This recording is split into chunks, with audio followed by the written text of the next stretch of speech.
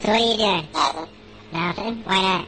Trying to get on this Lifestyle Radio website. Sounds like a cool website. Yeah, it's alright. Oh, wait, I might have it. You might have it. You're listening to Lifestyle Radio. The opinions expressed during this show are those of the individual participants and do not necessarily reflect the opinions of their associated organizations or Lifestyle Radio. Legacy 420 has medicinal and recreational products down to a science, literally. With 2 biochemists on staff and a chief scientific advisor, every product is tested in the Legacy 420 laboratory. Legacy 420, Tyndonega. Open 9 to 9 every day. Visit legacy420.com. Man, what's the matter with that cat there? Must be full of reefer. Full of reefers? Yeah, man. Mean that cat's high? Sailing. Sailing? Lightly. We now wander off the beaten path with an update from the Reefer Reporter. Hello and welcome to the Reefer Reporters. It's February the 4th, 2019, and we are live here at 420radio.ca. I'm Al Graham, and today, News Talk, Northern Ontario, Kim joins me for our Reefer Report, legacy420.com news desk. Hi, Kim. How are you? I'm doing pretty good. Under the for the past little while, get back at it. And no matter what's going on in my world, they don't stop. No, they don't. They sure don't. There's no shortage, man. There's always lots to pick from. That's for sure. That's for sure. It's tough decision time coming down to, the top, dozen to 20 stories that we want to get out here. We're going to kick it right off right here at home in good old Canada. Yes. Apparently, according to the federal government, there is no shortage of cannabis, even though there seems to be all kinds of science out there saying that there is. Yeah, Canadian government released a statement saying we've got 18 times the volume is what's required in the community for cannabis. There's no shortage. We don't know what you're talking about. Yet consumers abound from coast to coast, along with shop owners and even novices alike are looking around saying, well, where's all the pot? Yeah. Well, they say that, in December, there was 7,200 kilograms of bud, and there was 7,100 liters of unfinished and finished oil derivatives that were sold really across the country. Yep. And how many weren't sold because they weren't available? Yeah, that's right. We can talk all day about what they do have available, but let's address what they don't have available. The thing that they're not taking into consideration here is various strains and various preparations. They may have large quantities of certain things, but they don't of everything. They claim to have 128,000 kilograms of finished and unfinished bud in the inventories of the licensed producers, retailers, and provincial distributors, along with a total of 65,000 liters of oil. Yeah, and how many people want the oil? Well, I don't know. Not enough, I guess. If we're talking about recreational consumers, on average, people that consume the oils are after the health benefits. Well, I don't know. Personally, myself, I don't know if they're making the oil, like the fecal oil, available. It's the coconut oil. And other oils. Yeah. So you're not smoking that, but you can eat it, obviously. Yeah. You can eat it, yeah. And it's mostly tinctures and that kind of thing. And it's at such low dosages, nobody wants it. And that's what it comes down to. The stuff that they have on the shelf is the stuff that nobody wants. Yeah, well, the federal licensed production space has a capacity of 800,000 kilograms of cannabis, and they say that that's lost to satisfy the demand here in Canada. Oh, that's... According here, the difficulties for licensed product fixed shortages. Yeah. Well, I equate it to products like, so let's say chocolate. Mass quantities of chocolate are available in the world. We could say if on like chocolate, say it was chocolate instead. Quantities of chocolates available. The only problem is there's only dark chocolate available, and 80% of the consumers are looking for milk chocolate, and that isn't available. You cannot therefore saying there is lots of chocolate available. Yeah, as a whole there is, but not the right kind. Yeah, well, apparently I completely agree with you. In Alberta, apparently, some people have noticed the difference, but other retailers say that things have gotten worse. Yeah, and that kind of brings us, I don't know, you want to skip right over right now. Sure, yeah. It kind of brings us right over to our next article, and that's our pot suppliers are saying, are they playing favorites? Some retailers think that they're doomed with new industry, and that LPs are supplying producers and stores that are owned, by execs and friends to their businesses. And retailers. There's an independent cannabis retailer, I believe they're in Newfoundland, Clarenville. They're closing up shop. Puff Puff Pass Head Shop. Yeah. Closing right up. Yeah, they're one of 6 independent marijuana cannabis retailers that were in Newfoundland and Labrador.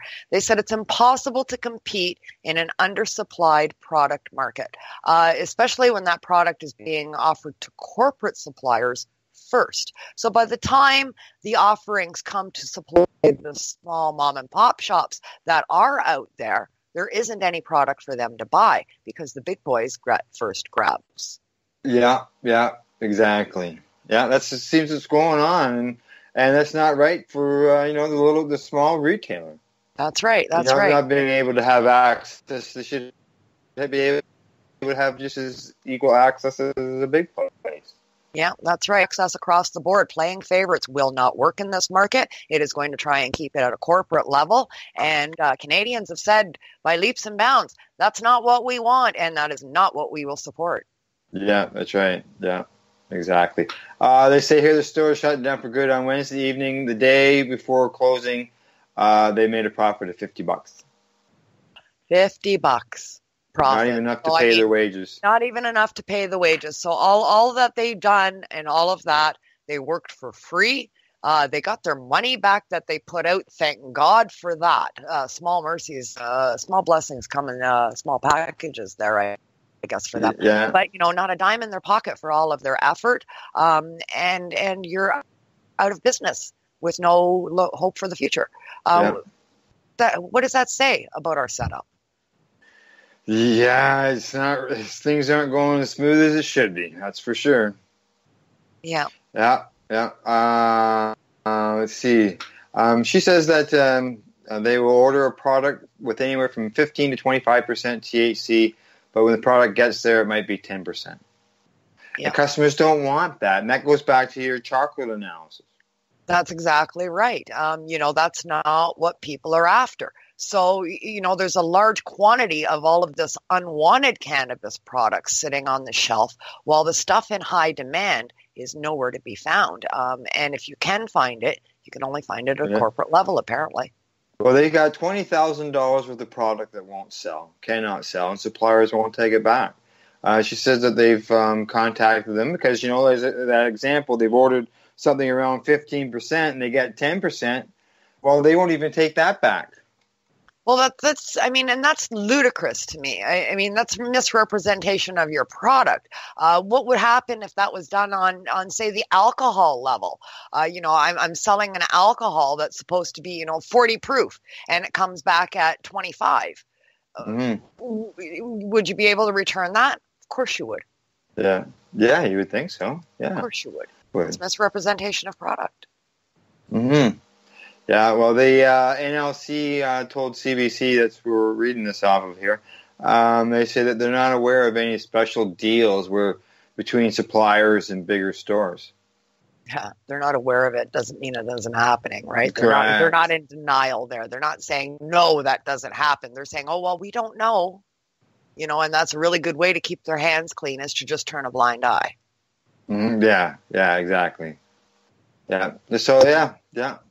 I mean, it's pathetic how this is working out. I feel really, really bad. Apparently other retailers feel like they're in the same boat.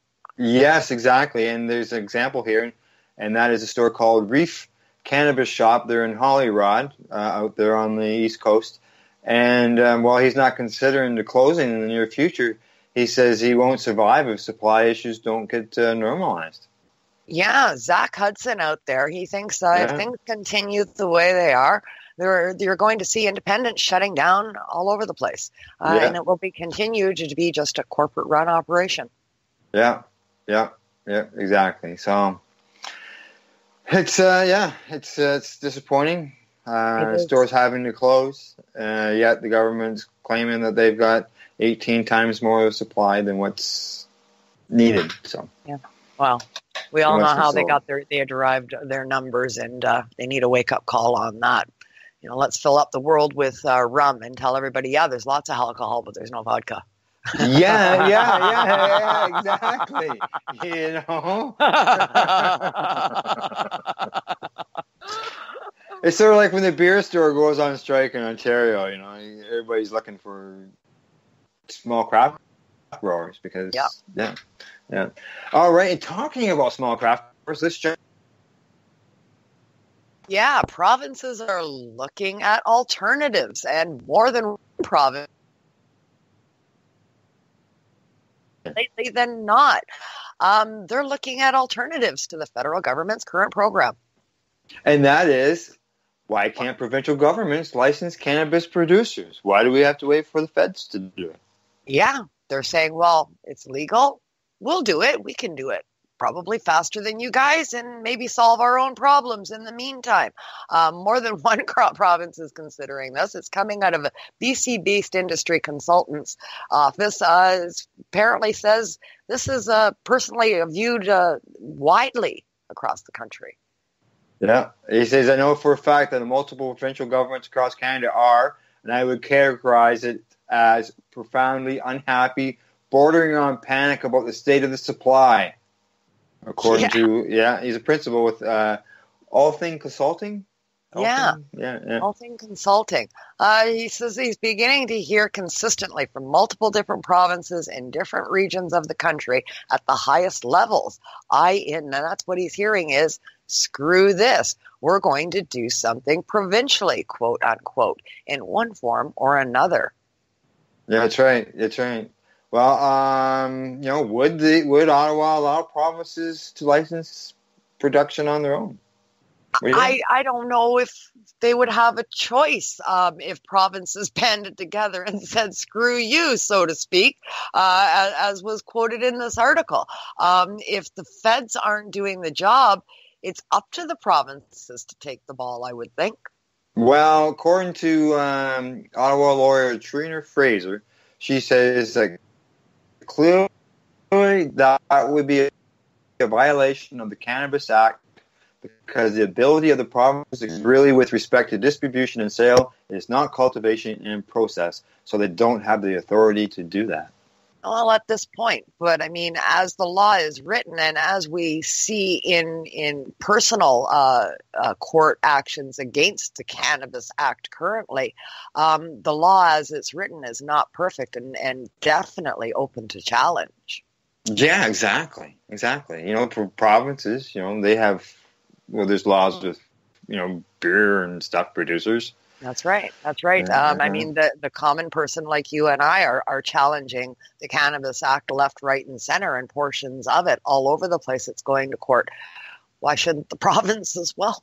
Oh, I'm sure. Oh, yeah. I'm sure we've got many years of different things going on before the courts to deal with the Cannabis Act. All kinds of laws would be challenged with it. Yeah, for sure. So, I mean, we'll see how progressive and how gung-ho is your province to fix this, and are they one of the ones that are on board at looking at a new way of doing things? Something that we'll have to keep an eye on. We already know here we are in Ontario. We don't even have a brick-and-mortar store. We won't have one until April the 1st. There's all a supply issue. Doug Ford has a big issue with Justin Trudeau on anything. And who knows? Who knows? He's jumped into private retail and all that. Maybe he's going to want to jump into private producers in our province. I wouldn't be a bit surprised. Yes, it's going to be a developing story that we'll definitely watch for sure. In the meantime, stuff going on in Vancouver. That's right. Yes, a small Vancouver cannabis company there wins the lottery for the pot stock symbol. That's right. The word pot on the stock market, it had a lottery to see who was going to get it, and the small company named Weekend Unlimited from BC has won the right to that. Well, he says, I've never won the lottery. This is our lucky day, said Paul Chu, who was one of the people at the head of the company. The lottery was held by the Toronto Stock Exchange, along with Canadian Security Exchange and a Neo Exchange, due to significant demand for the catchy stock symbol. That's right. Well, the symbol became available. It's been there for a long time, but it became available when the Potash Corporation merged with another company, Agrium, in early 2018 to become a different company, and they have a different name on the stock market. So this pot became available, and it looks like they held some type of lottery in order to see who was going to get it. Yeah. So anybody that watches the stock market, or you watch, the CP24 or the all news stations, they have the little ticker that's going on in the bottom, and they've got usually three letters there, and those three letters represent the company name. Well, the letters POT in capitals, pot, is what we're talking about here. Those three little letters on the stock exchange are worth millions. Yeah, the company stocks gained more than 137% with the change in there, with that, having that on there. Yeah, they went from 11 cents to 27 cents. So imagine that. Now, just the three letters at the name at the start of your company on the stock exchange can increase the value of your stock just because it's the word pot in today's age. That tells you where we are, right? Yeah. Well, there are other companies that have those similar symbols that are in this industry. Canopy has weed. There's the one producer that has Tragically Hip involved. They have the word hip as their tag there. Yeah. So, I mean, these three little letters mean a lot on the stock exchange. Yeah, exactly. And Gene Simmons is apparently involved with the company, and their tag is Gene. And Gene Simmons is from, Kiss. Yes, of course. Yeah. Gene Simmons, I mean, he's incorporated and branded and copyrighted pretty much anything he's ever come across that he thought was cool and made a fortune in doing so. So good luck to the new company of the owners of the pot logo on the stock exchange. That's right. Well, it's going to be pretty easy what that company's all about. Kim, let's do one more article and then we'll head off to break. Sure, this is kind of fun one. I love this, and I love that somebody is embracing cannabis tourism. Exactly. Somebody who's getting the cannabis, community involved. They're not shunning it off to the side, saying, "Oh no, we don't want to have anything to do with that, like CBS with a commercial or something." Right? We're here in Ontario. We got our very first golf course that is going to embrace cannabis. Yeah, great idea from the Lombard Glen Golf and Country Club. They are going to be doing a name change with the rollout this spring, and they are now called Rolling Greens. This will be a cannabis-friendly course where cannabis consumption will be allowed on the 18-hole green. Yes. Before we get more into the story, what do you think, just opinion-wise? Golf courses have people who drive around in the carts, and they can offer drinks to the guys that are out there playing. You think they're going to add things to the menu, like pre-rolled doobies and concentrates? What do you think? I don't know. Maybe some baked goods next year? Could be.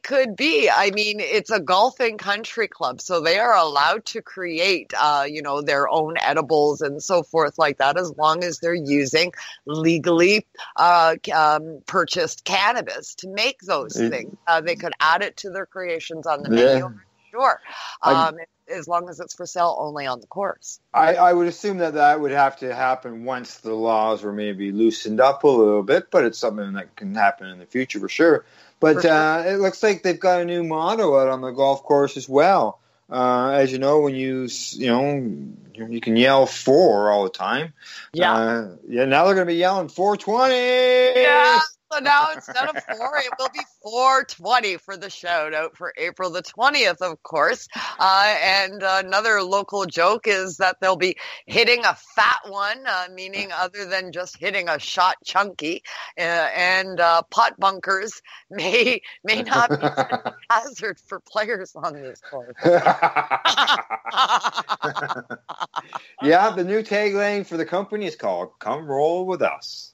Oh, I think it's great that this business is incorporating cannabis into it and welcoming cannabis onto the course and inviting tourists from everywhere.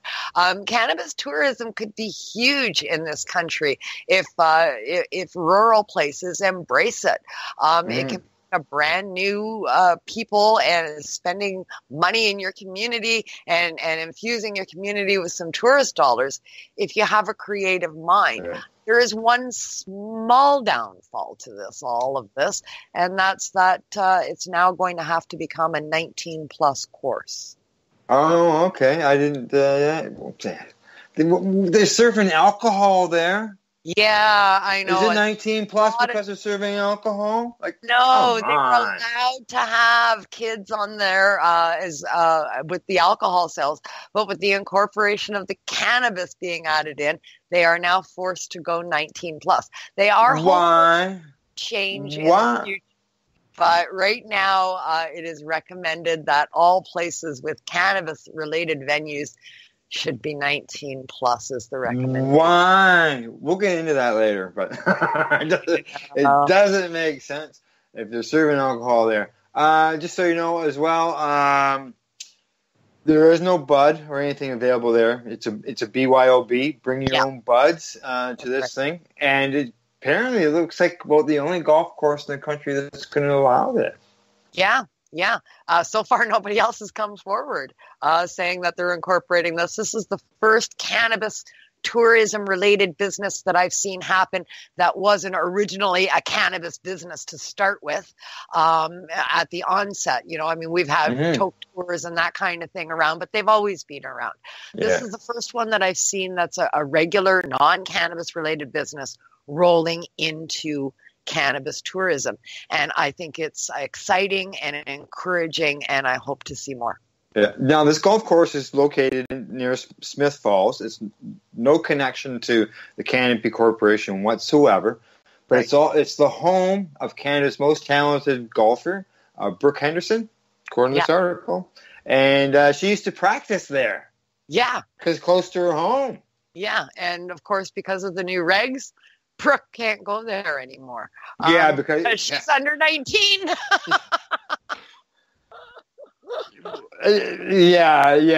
Like it's so ridiculous. Yeah, so ridiculous. That's the one you can smoke cigarettes there. You can drink beer. You can always could, and kids were allowed.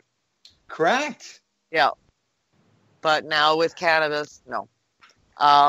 Hopefully we'll see that loosened over time as the stigma just lifts over the next year. And we'll see that, there's no difference. Yeah. That doesn't make sense. Okay, Kim. Well, it's time for us to take a medication break. I'm all for that. Okay, as we do that, our listeners will hear a BBC report about cannabis for kids with epilepsy. And you'll know we're coming back when you hear about a wonderful place called Marijuanaville. You're listening to the Reefer Reporters. We are live here at 420radio.ca. Hey, this is Cheech. And this is Chong. And you're listening to Lifestyle Radio. What is it? Lifestyle Radio. Say it one more time. 420 Radio? Woo! Hang up and try again.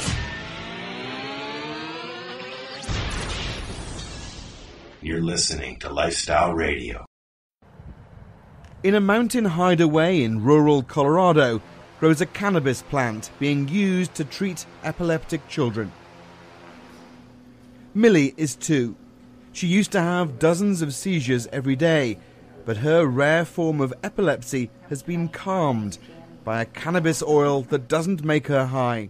She gets 0.1 ml of CBD 3 times a day. Legally, Nicole couldn't do this in Tennessee, where the family lived, so they sold up and moved across the country to Colorado, where marijuana use is allowed. So far, we've gone to about a 75 to 90% seizure reduction. And along with that, I think one of the most positive side effects has been the cognitive increases she's had. Much more alert and awake. Where'd that shit go, Millie? This home video gives them hope. Even the smallest sign of awareness and interaction is a huge step forward. They believe it's down to the cannabis. After all that we had been through with her over the past 18 months, the decision to move out here and use medical cannabis at that point was very easy. We had exhausted all possibilities, so this was kind of our last shot. There are different elements to every marijuana plant. This strain used to be known as hippie's disappointment because people who smoked it didn't get very high.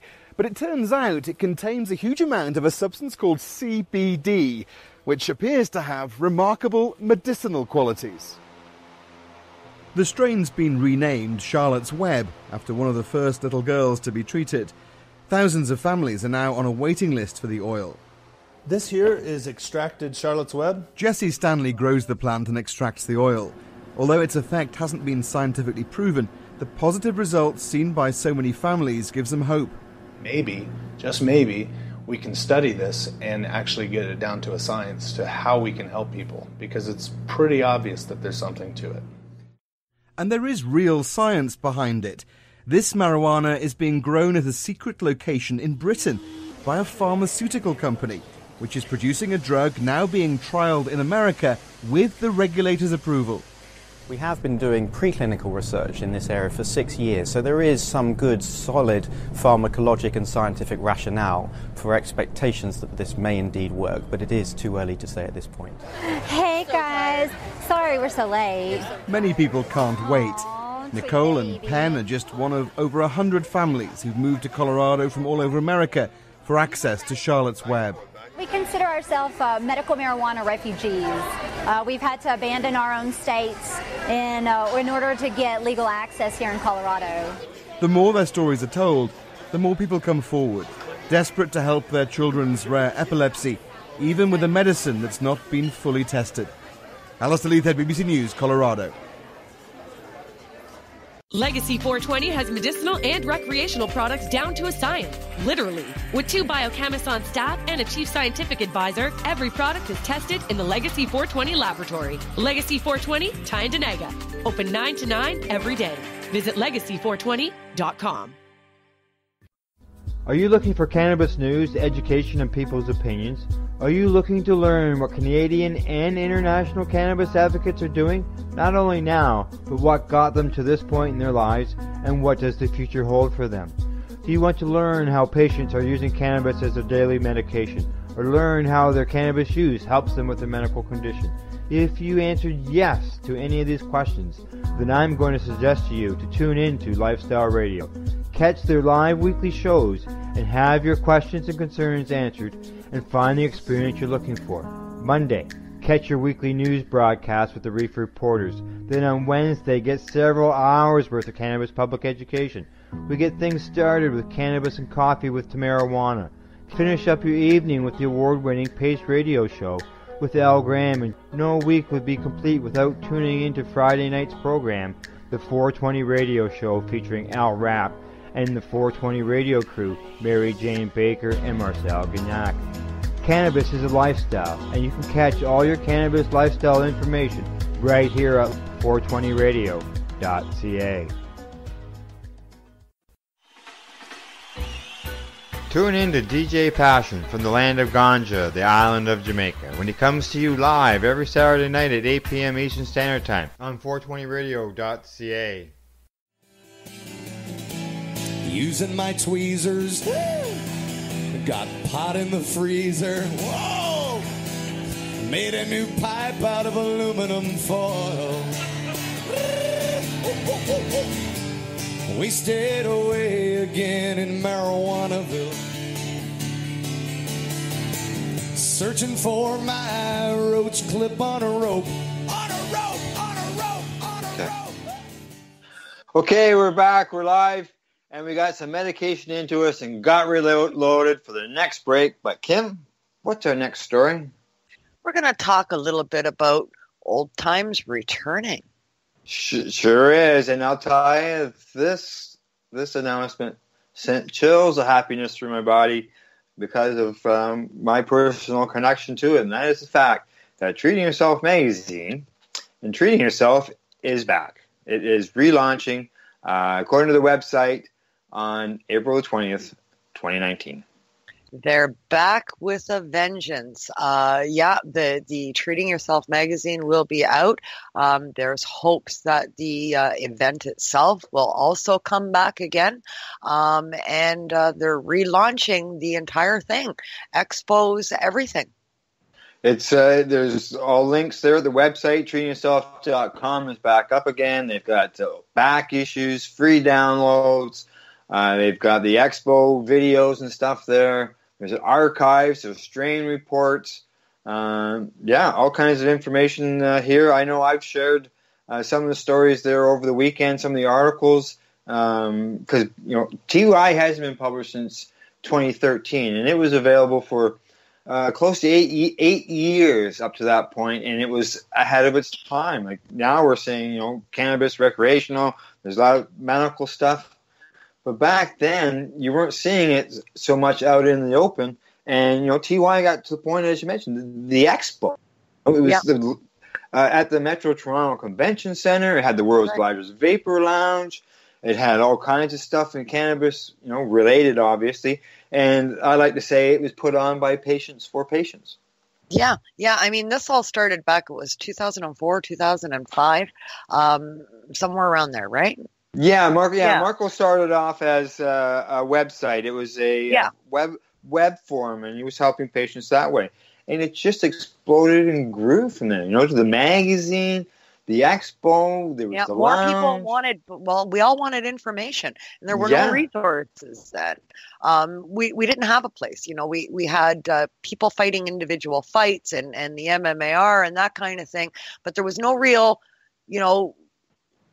coalition of stuff anywhere in one particular place. And Treating Yourself brought that together. First the website, I should say, then the magazine, and then it went on to the expo. Now the expo was the first of its kind. We see them almost regularly now, especially in Southern Ontario and in the Toronto region. But I mean, Treating Yourself was the first. Yes, it was, and it was huge. We had exposure from all around the world that came there, that were doing interviews with people. As far as the vendors and stuff, they were from all over in Europe, South Africa, the U.S., Canada. It became a place where the cannabis community got together and discussed and talked things and maybe launched plans from that spot. Yep.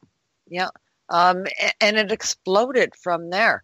They went down in 2013, I think you said. Yes, and they shut up shop and other venues took over the scene, so to speak. There was a bit of an evolution. Things were changing on the scene.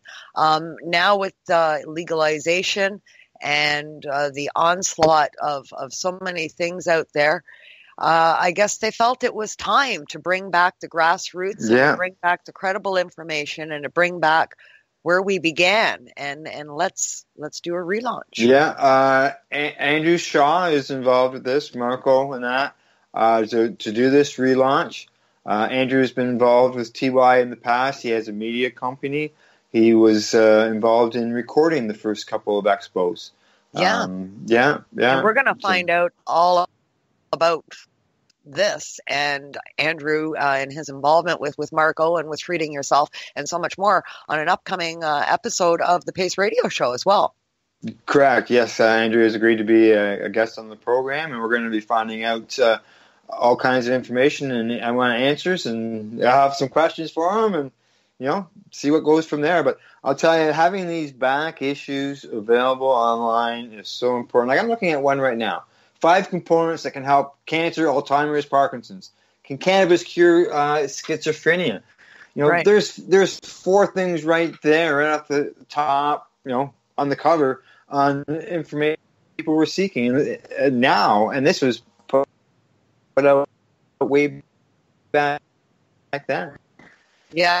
Right. Well, this is a decade old information that's been around and that's been available, and we've been asking for more ever since. So it's great to see the revitalization of this, and going to be great to see it all come together and back in bloom, so to speak. That's right. Like, even though TY's been quiet and we haven't heard much, TY has been still educating people over these years through their past issues that have been available in businesses, and some organizations have reached out and asked for a box here or there. But now with Andrew getting involved and TY coming back, all the past issues and stuff will be going back to TY, and I'm sure they will be used in a good manner to help educate people even further.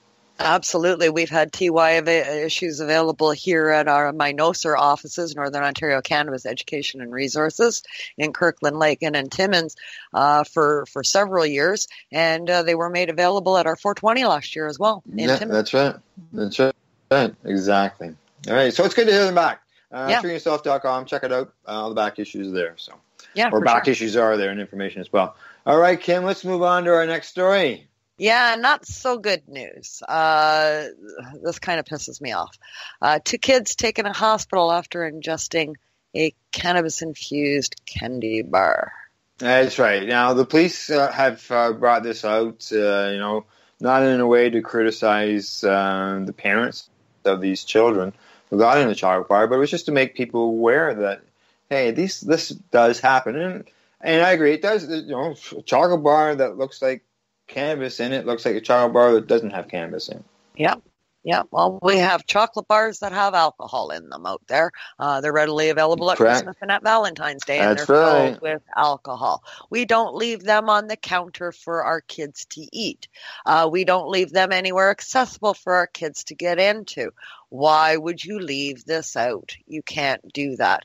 You don't leave prescription medication out. You don't leave gummy bears out that are vitamins, because a bottle of vitamins shaped like the Flintstones can kill a kid. We keep this kind of stuff put away. Yep. Cannabis-infused products must follow the same protocol. Yeah. A nice small portable fridge away from the regular fridge. Maybe in Dad's office or. Yeah. Do what you got to do, the same as you would for anything else that's dangerous for your kids to get into. You don't let them into your cleaning products, you don't let them into the vitamins, and you don't let them into the alcohol. This is the same. Yeah. Exactly. And this involved two kids one kid was 2 years old and one was 5. The 2-year-old obviously isn't going to understand what's going on. No, that's right. No, and even the 5-year-old, you may have warned them. Like I know that we've had good talks with our grandchildren and stuff, and when my kids lived at home as a medical patient, like as I was a medical patient, my kids were living at home at the time. They were well aware. I always informed them, and I even took some of my stuff and put M&Ms on them, so I told them it meant medical marijuana. Yeah. Yeah, medical marijuana. Don't eat those. It's M&Ms. Yeah. That's right. But I mean, that's an educated kid. There's nothing wrong with that, especially in today's world. That's right. In today's world with legalization, there's absolutely nothing wrong with that. That's an overcautious kid. That's fine. I can deal with overcaution. But parents, adults, consumers everywhere. If there's a chance there's a kid going to be in your house, put your cannabis products away.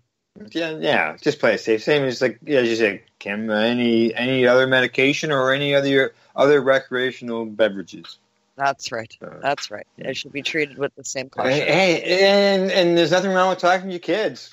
That's absolutely true. Nothing wrong with that whatsoever. Educate your kids. The earlier, the better. The sooner they know what's going on, the safer everyone will be. That's right. Papa's medicine. Good All stuff. righty, Kim. All Next, right. we're gonna Next. dive out of chocolate and we're gonna dive right into the water. Yes, we are. Water that is full of fish crap. What's Fish going crap. on here? Oh, Fish we've crap? got worm compost. We've got fish compost. We've got a brand new grower on the scene that's got a brand new way of growing things, and Canada's one and only closed loop system that uses fish fertilizer fresh from the fish that they keep in the tanks right there on site, producing their cannabis. That's right. That's right. Their cannabis is fed fish dung, I guess you want to call it. Yeah. And, I've seen, we've all seen those. When you go into the stores, you see those colorful fish swimming around in the glass jars. And there's a little plant growing in there. Aquaponics. Right? Aquaponics. And this is just the same thing, but in a larger scale, obviously. On a larger scale. So they've got the fish in the tanks, and they flush out the tanks, and they take all of the crap, and it grows directly into the cannabis plants. The company that's doing this, Green Relief. It operates in Southern Ontario, in an underground Southern Ontario facility, and they're using filtered fish wastewater to fertilize all the plants, turning the water clean and returning it to the fish. I see that they're located in Flamborough, Ontario. I just happen to have friends near Flamborough, Ontario. I think I might have to go visit them. Mm-hmm. Yeah. But you say it's underground, though, right? Yeah, they say it's underground. I don't know. There's. Yeah, it is. It's underground. They said the only signs of this operation, which is built into a hill and insulated by some 3 feet of dirt and grass, is an above-ground ventilation equipment sticking out of the ground. Wow. That's it. That is so very cool, right? I mean, it solves all your problems with insulation, with elements, weather, temperature. Yeah. Yeah. Oh, underground. Oh, yeah. Yeah. I say here that they raise 6,000 tilapia fish. 6,000 tilapia fish and 4,500 plants at any given time. And they use 90% less water than conventional agriculture, while delivering 10 to 20% better yields than traditional methods, they say. Every 5 weeks, Green Relief purges one of its 16 fish tanks, donating some 300 market-sized tilapia to the Second Harvest food charity, which delivers the fish to homeless shelters in Kitchener. Oh, wow. There you go. Bonus. I mean, how is this not? This is fabulous. Good story. It's great enterprising, working with the elements that we have, with weather elements and heating, and all of the costs that it takes for above ground shelters. We put this underground, and we're going to feed the homeless with the fish that we're using to feed our plants. Oh, look at this, Kim. They're coming close to you. They are. Hey, Thunder Bay's on the scene. Yeah, we're going to be getting here. And, I mean, they're growing. They're also going to Halifax, Nova Scotia, and they'll produce 20,000 kilograms annually. Wow. All out of a big bowl of fish. Big bowl of fish. That's good. Environmentally sound, I would think. Also, it deals with, last week we had a story on light pollution from the producers. This obviously eliminates it. Yeah. It eliminates a lot of things going underground. Yeah, it sure does. For sure. Excellent story out of the CBC News. I encourage people to go and check it out and look it up. Aquaponic farms and sustainable farming for cannabis products. It's also feeding our homeless. That's right, exactly. So, yeah, I'm going to have to send this link to my buddy and see what he says. For sure. All right, Kim, we got one more story before we go to break. One more story back in the news once again. The ever never-ending, continuing saga of Mr. Mark Emery. More news came out on Vice on January 30th. More allegations, more people coming forward, but I think the big story in this large article that we're reading from is that Mark has been disinvited from many different events and summits happening, not only in Vancouver but across the world. Yeah, there's this an event called Legalized Summit that's happening in Vancouver. And they tweeted out that Mark and his wife Jody had been removed from the event schedule for May. Yeah, they were supposed to be keynote speakers. The decision to remove them from the roster was due to various media reports on posts and on Twitter. We can't be associating our brand with those kind of allegations, says Kang. No way. I want to have him be put up for a Lifetime Achievement Award. Kang added that he also had heard concerns about the duo's participation in the event from some of their sponsors. Yeah, now Vice says that they did reach out to Mark and Jody for a request for a comment, and they hadn't replied back to them at this time. Yeah, there's other events that they're being disinvited from similar concerns alleged over Mark's behavior from the leaders of an event in Argentina. Mark Emery had been slated to speak on the panel next week there in Argentina at the cannabis conference entitled Cannabis and Its Uses, Regulation and Activism. We join the claims of many speakers at the first international seminar, and he's been serious allegations of sexual harassments weigh heavily on the pro-cannabis speaker Mark Emery. As defenders of individual rights and liberties, we accompany the feminist movement, and he's been disinvited from that as well. Yeah, my understanding, some people who were speaking that actually backed away and now are going to return because of Mark's removal. Yeah. They were losing sponsors. They were losing credibility. They were losing everything if they continue their association with Mark. And I think this is a trend we're going to continue to see, I hope. And it's about time that things came to light on this situation. Yes, it is. It's not. It's it doesn't need to be in the cannabis community. It doesn't need to be in any community. We're seeing it affect everything. Yeah, and I want to be very clear. This isn't about the cannabis community. This is about one individual's behavior within our community that's been allowed to continue and be perpetrated for far too long. While being held on a platform and everybody held their tongue. We have these kind of people in every walk of life, in every community out there, from the church to politics to cannabis to everything. You name it. Mm-hmm. There are people like this out there in the world. Cannabis is not, just only place that this happens, and it's not because of the cannabis community that this happened. It's this individual's behavior that has to be, looked at. Looked at. Yeah. And this is what happens. Yep. Okay, all right. Let's go for that break. Sounds good to me. Okay, let's see. Another medication break, and then when we get back, let's see. Right. Our listeners, just so you know, you guys are going to hear when we're away, you're going to hear something a little different this time. Oh, okay? Yeah. All right.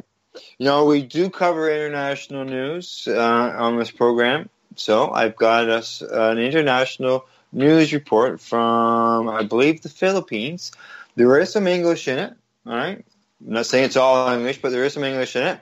If not, I'm sure you will pick out some English words along the way.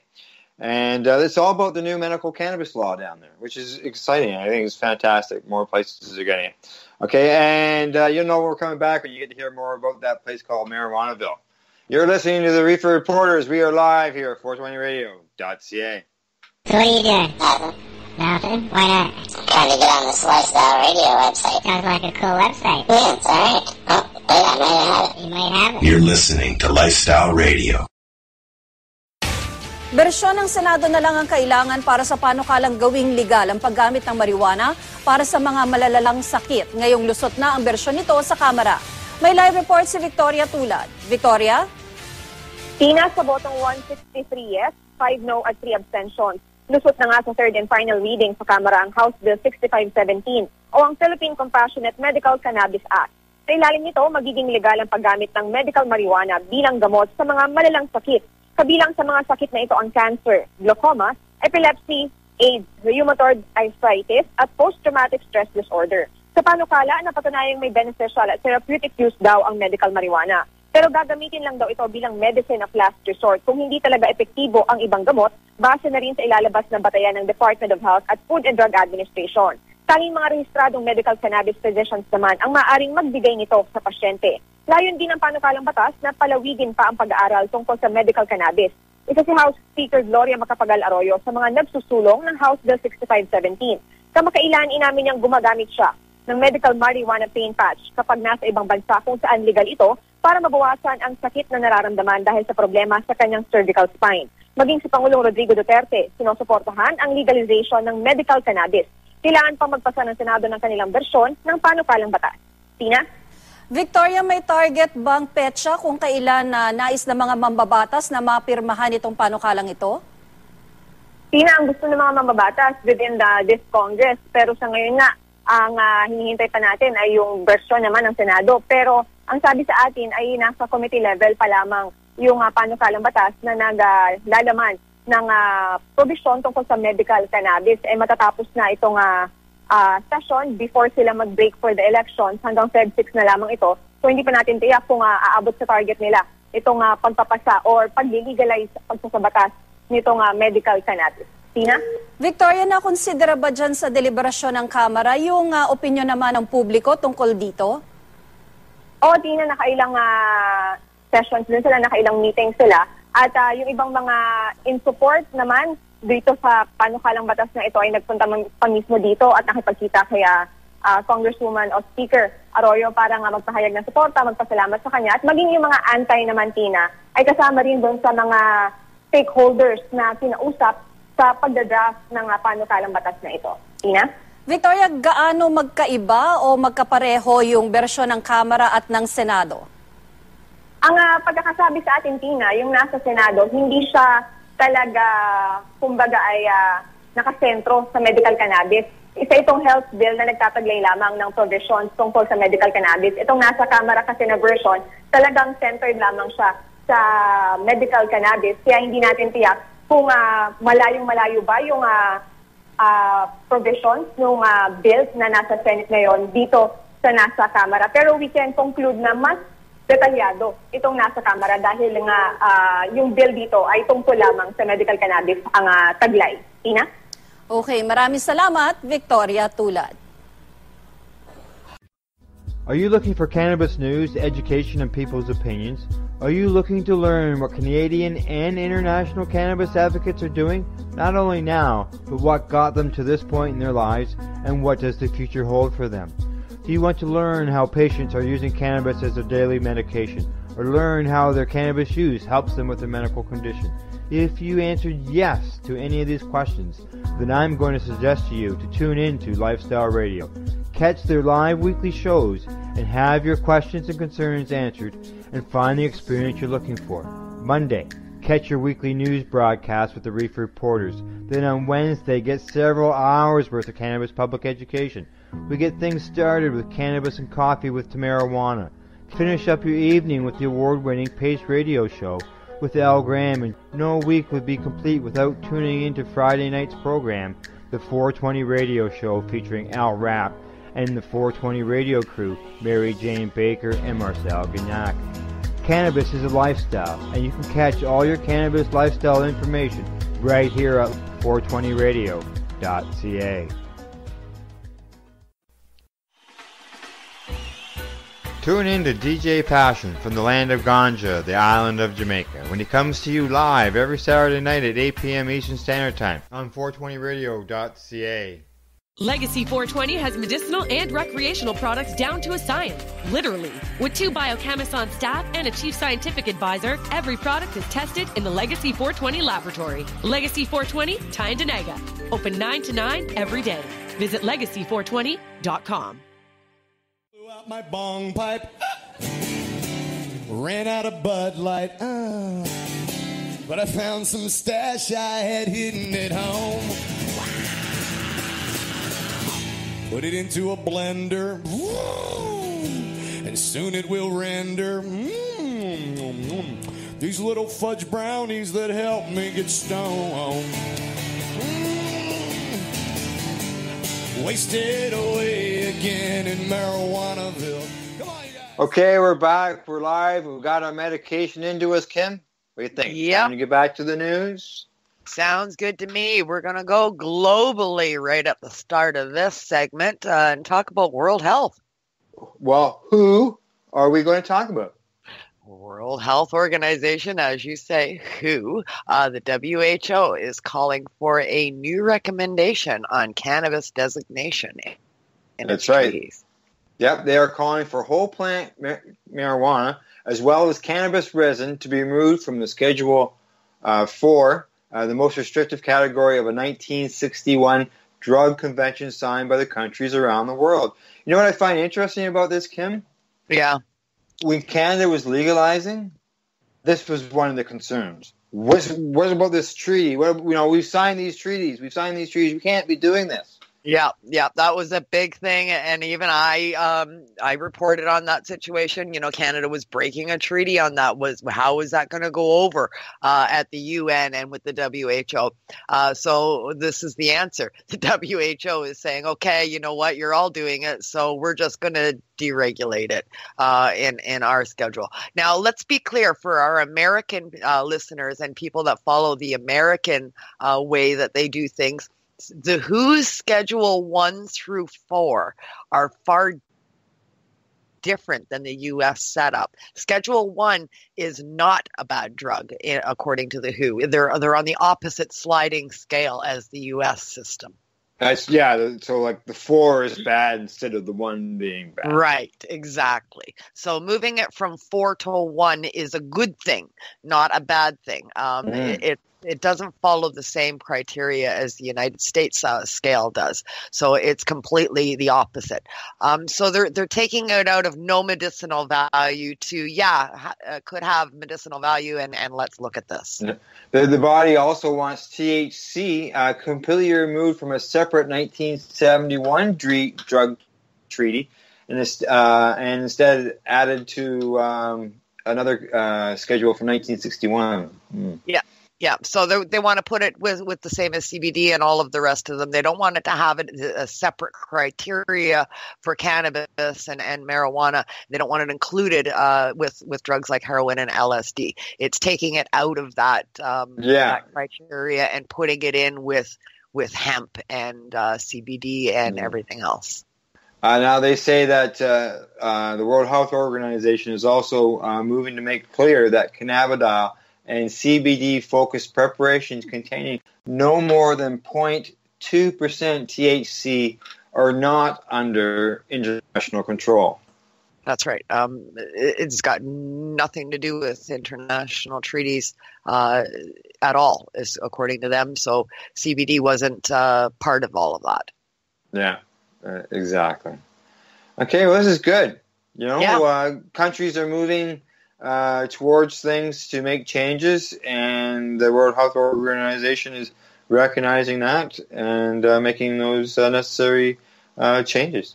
Yeah, well, I guess they don't really have much choice. Countries aren't abiding by the treaty, so we've got to change the treaty. Exactly. Yeah, that's right. It's better than having them out there. I believe that there was penalties that were involved if for Canada for not going, for opting out of this treaty or going out of this treaty. Yeah. But yet those penalties obviously didn't come around. It came the other direction instead, for the better. Yeah, that's right. That's right. Well, I think we're standing up for what we believe in, and we're going to do what we think is right, and see the hypocrisy of it all, and where we're learning how all of this got started, and going back to its roots. It doesn't it doesn't pan out that we should have these kind of penalties to start with, and I think that's becoming known. There appears to be a vote in the horizon on all this. Canada and Uruguay, countries who are obviously on the good side of the cannabis issue, are going to vote for it. But I wonder how the U.S. is going to do. The states, majority of the states are all for medical cannabis. What's the federal government going to do? I really don't know. And I mean, who knows what not only the federal government, but the representative that will be at the WHO meetings could even go in a different direction than what the federal government wants them to. So, I mean, you don't know what somebody at these meetings is going to say. We'll have to wait and see what some of these countries do. But I don't think governments around the world, I think they recognize now that it's a train that's not going to stop. Yeah. Oh no, it's left the station. Yeah. Oh yeah. It's coming down the track full speed ahead. Yeah. No question there. Yeah. A few bumps along the way, that's for sure, but it's on its way. That's for sure. And I mean, it's being utilized for so many things, not just for medicinal value and recreational value, but also to clean up the planet. It sure is. I've heard stories in the past about Chernobyl over there growing hemp in the ground in order to remove the radiation from it. And here we have a story. The farmers in Italy fight soil contamination with cannabis. Yeah, Italy's on board. They've planted hemp. They're growing it, and it contains very little THC. But they're saying that it's cleaning up the soil. For generations, their family worked the land, and then it became contaminated. Now they're giving this a try. It's right. It got contaminated because of a massive steel plant that was there, the ground all around. And they found that out after the guys in this particular farm where the meat was contaminated. And they found this out, and they slaughtered the whole thing, the whole guys, all his farm animals. Yeah, they have to call the whole thing because they're all contaminated meat, so it's got to be culled. That's right. And then the guy obviously can't do that same thing again. No. Right. So they're growing hemp there, and they're saying it's cleaning the soil. Yeah. The science, they say, is called, oh goodness, am I going to try this? Phytoremediation. Phytoremediation. Oh, there it is. There it is, yeah. Phytoremediation, a process where contaminants are absorbed by the fast-growing roots of the cannabis plant, which stores or in some cases transforms the toxins into a harmless substance. Yes, yeah. Let's see. What do you do with the crop? Does it say? I don't know, but I've heard in the past they just burn it. Yeah. Yeah. I see they mentioned about Chernobyl as well within this story. Yeah. I've heard of this through the Chernobyl stories, and that's what I heard. They harvested it and they just burned it. Yeah. And it's a non-toxic substance at that point because it's been put through this process with the plant material, and then everything just goes up in smoke. Well, here we go. Apparently sells some of the thousands of products made with industrial hemp, including hemp, oil, beer, and pastas. So did this guy selling his hemp now that he's growing on this land that was contaminated? No, I don't think so. I think they're just saying that's all round uses of hemp that we've had in the past. But when it's used to clean up, if I'm not mistaken, the plant material is destroyed afterwards. And then it's gone. But once it's gone through the plant, it's no longer a harmful substance. So burning it isn't a big deal. You're not putting toxins into the air or anything like that because the toxins are gone. Yeah. Yep, gone. Yet again, not only the plant healing people, it's healing the earth. It's healing the earth. This plant just heals. That's what it does. It heals, and from everything to the earth, to the soil, to our bodies, to our minds. And more people need to be aware of that, for sure. That's right. Well, talking about its healing properties, let's move on to our next article, which seems a little bit upsetting to me. Yeah, we've been following the ongoing saga that's going on in Britain with the Pediatric Society over there, and the laws against cannabis and cannabis as a medicine, especially for kids. We're following the Billy Caldwell story and the Alfie Dingley story over the last several months. Billy Caldwell, of course, his mother brought Billy to Canada to be diagnosed, was given a prescription of medical cannabis, and then they were stopped at the border on their way home. And that ensued into a huge case that went to their superior court within days and even wound up in front of the Queen.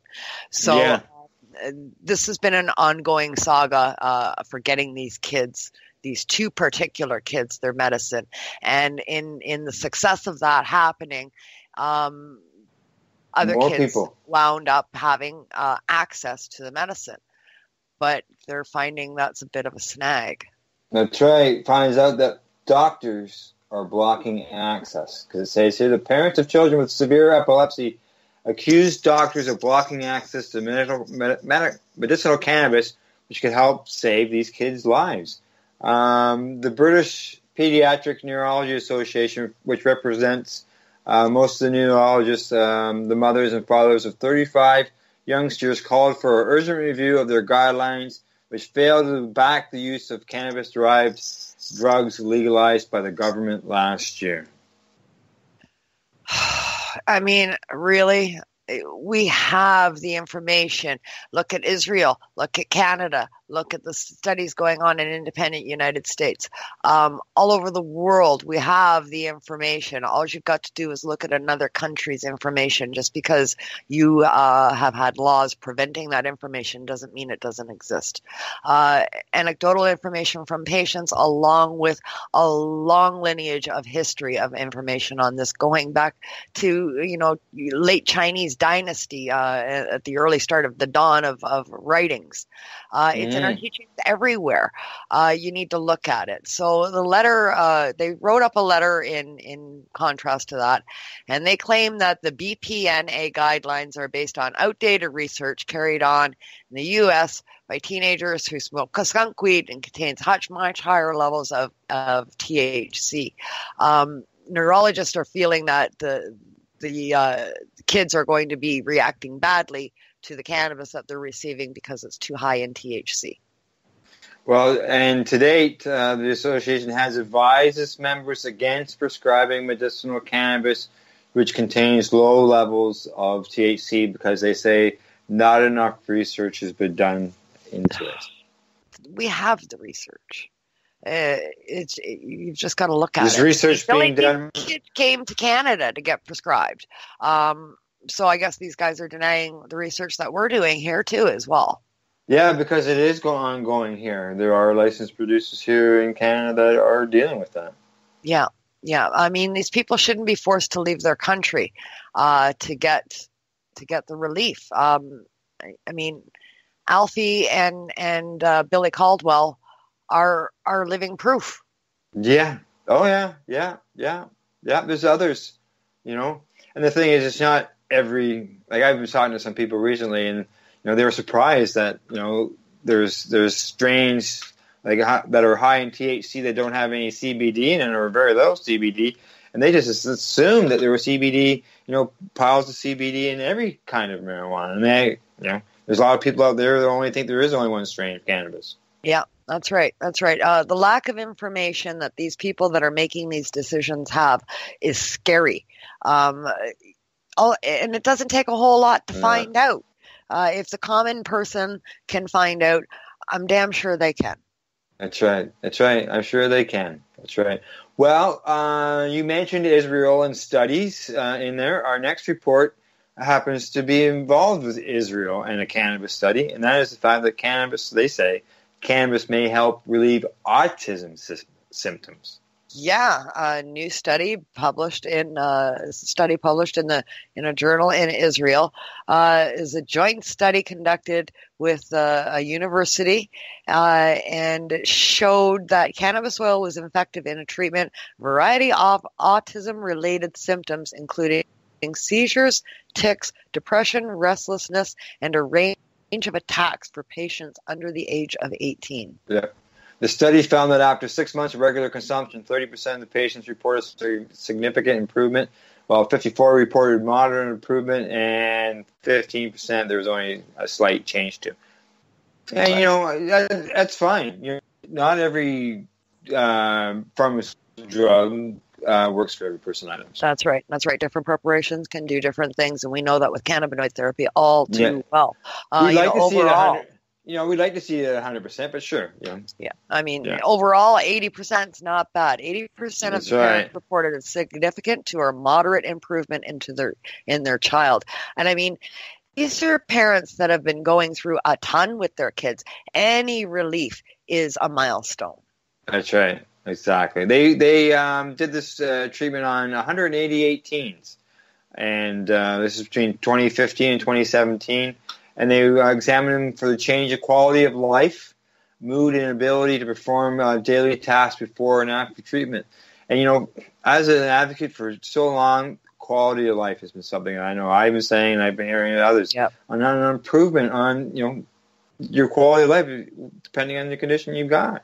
Absolutely. If I can get the same relief from a natural remedy like cannabis that I was getting from a harsh pharmaceutical, and it's an equal amount of relief, but my quality of life is better, then of course I'm going to go for the natural remedy that doesn't have all of the side effects and keep me bedridden. Before the study, 31% of the people said that they had a good quality of life.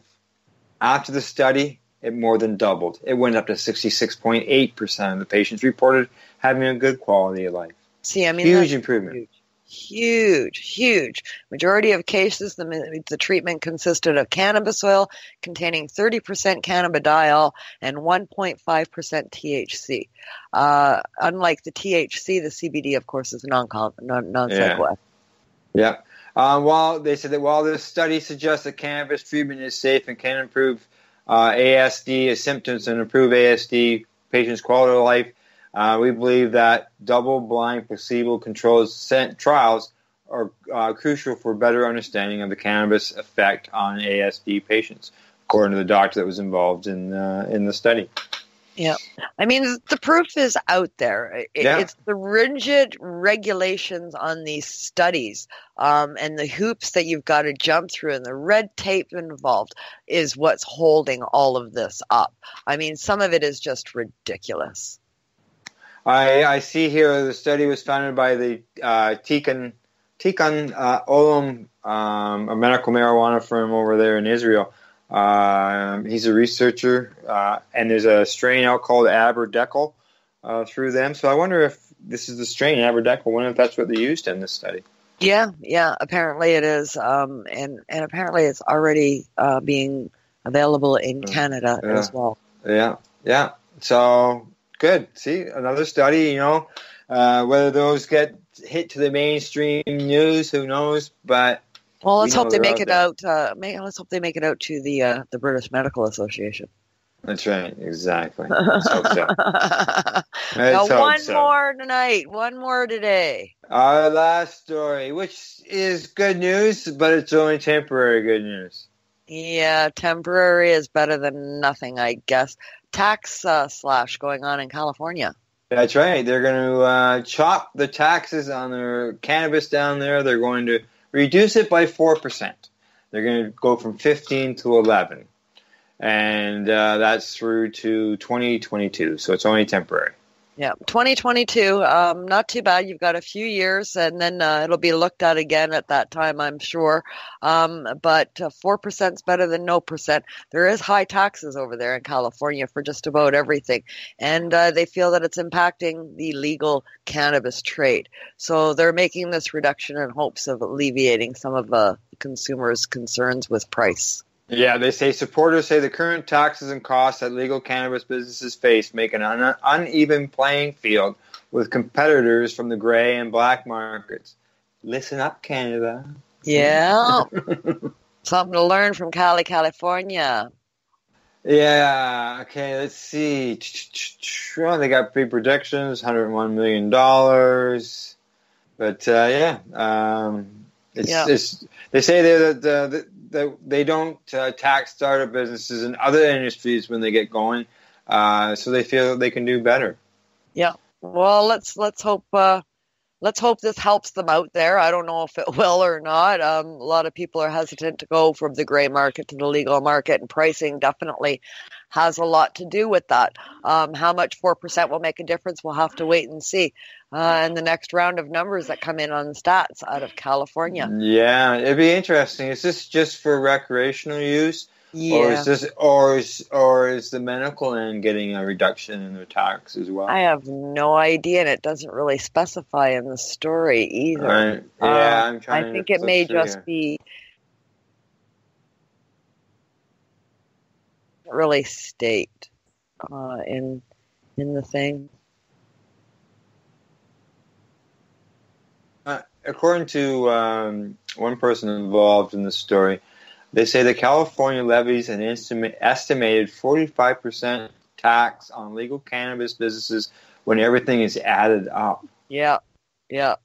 Other states, including Oregon and Washington, have simplified and dialed back tax rates for regulating cannabis, and as a result, produce higher tax revenues. Yeah. Interesting. So you dial back your taxes and you actually make more. Are you listening, Ontario and Canada? On that note, for those people who have to purchase and I'm sure there's going to be some patients that access those, and I'm just seeing posts online. People that want to be able to go into those stores to grab something, but they should be really going to a brick and mortar location that deals with the medicinal end, which unfortunately they've been closing up left and right here in the province. So. We're gonna muddle through this, and we're gonna keep our eye on the situation as the story develops. That's right. Well, Kim, I've got to go chip some ice out of the driveway. Alrighty, hon. I got some dogs to tend to. Okay, well, that's our Reefer Report for February the 4th, 2019. And in closing, we'd like to say thank you to listening. If you enjoyed it, please share it with those you think might enjoy it, or need it, such as maybe some people, maybe their local council member or something, maybe they should have a listen. And don't forget, you can catch us usually here Mondays around 2 p.m. We're always live here at 420 Radio. And until then, don't forget to educate, medicate, and do not incarcerate. Bark at you later.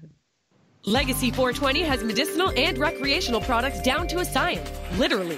With 2 biochemists on staff and a chief scientific advisor, every product is tested in the Legacy 420 laboratory. Legacy 420, Tyendinaga. Open 9 to 9 every day. Visit legacy420.com. So what are you doing? Nothing? Why not? Trying to get on this Lifestyle Radio website. Sounds like a cool website. Yeah, it's alright. Oh, wait, I might have it. You might have it. You're listening to Lifestyle Radio. The opinions expressed during this show are those of the individual participants and do not necessarily reflect the opinions of their associated organizations or Lifestyle Radio.